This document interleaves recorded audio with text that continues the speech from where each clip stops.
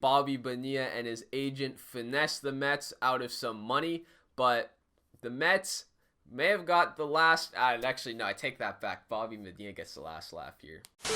What's up, guys? It's Tom here, back at it with another video. And in spirit of the offseason and many contracts about to be signed, I want to talk about one of the most bizarre contracts in the history of MLB and sports in general. And the contract I am talking about is of Bobby Bonilla's. Before we talk about the actual contract, I want to talk about his career, then we'll hop into the contract, talk about why the Mets agreed to it, and also the fallout that came out of the contract. Make sure to like and subscribe. That way 10 years down the road, I'll be able to reap the rewards, get paid from YouTube from all of your guys' support. So with that being said, let's kick things off with talking about Bobby Bonilla's career. Bobby Bonilla, over his career, accumulated a WAR of 32.7.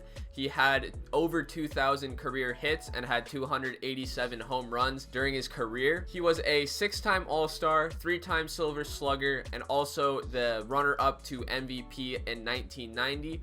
Only behind his teammate Barry Bonds. Bonilla's first stint with the Mets was in 1992 to 1996. He signed a 5-year, $29 million deal. After his time with the Mets, he signed with the Marlins for a 4-year, $23 million deal in 1997. Bonilla was involved in the Gary Sheffield-Mike Piazza trade that sent him from the Marlins to the Dodgers in 1998. Later on in that same year in 1998, Bonilla was traded from the Dodgers to the Mets. In the 1999 season with the Mets, he did not perform good at all. He actually did terrible. He only played 60 games, and then at the end of that season, in the offseason in 2000, the Mets released him. His career quickly spiraled downward, and he played his last game in 2001 with the Cardinals. Bobby Bonilla had a very solid career as a MLB player, but that is not what he is known for these days. These days, he is known for his crazy and bizarre contract with the New York Mets. So let's start talking about the contract. The Mets agree to buy out the remaining $5.9 million of Bonilla's contract in 2000. Instead of paying the cash up front, they decided to defer the money and give Bonilla $1.19 million per year for 25 years starting in 2011. So you may be wondering how they got to that $1.19 million mark. It's simply a 8% interest on the $5.9 million remaining on his contract, compounded annually, with the clock starting on the year 2000 and going all the way until he gets his first payment on July 1st, 2011. Simply put, that 8% of $5.9 million, which is $472,000, sat for 11 years and grew to $1.19 million. The sum of all his payments will be just under $30 million at $29.8 million, and he'll receive his last payment in 2035 when Bonilla is at the age of 72. Man, this contract is set up crazy because even if Bobby passes away, his heirs, his family will still get the money from this contract. And Dennis Gilbert, his agent, said, in Bobby's case, I want to make sure that he is secure for life. And boy, he definitely secured the bag and finessed the Mets out of some dough. So you gotta give some kudos to his agent, Dennis Gilbert. Also, let me put this into perspective, because the Mets are paying Bobby Bonilla almost 5 times as much as they paid Pete Alonso in 2020 because of the prorated salary and the shortened MLB season this year. It's pretty ridiculous that Bobby Bonilla is getting paid so much more than Pete Alonso for not doing anything, and Pete Alonso is over here breaking rookie home run records and has potential to be 40 home run guy every year.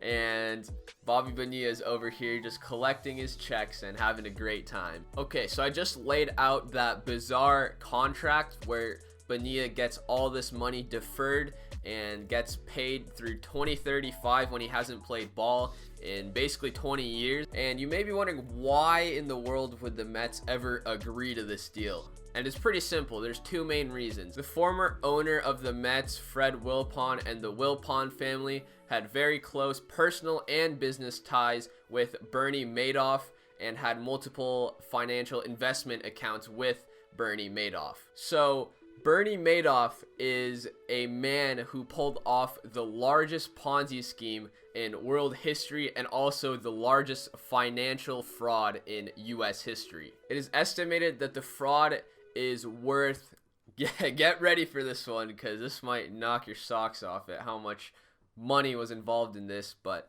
$65 billion. That's correct. Billion with a B.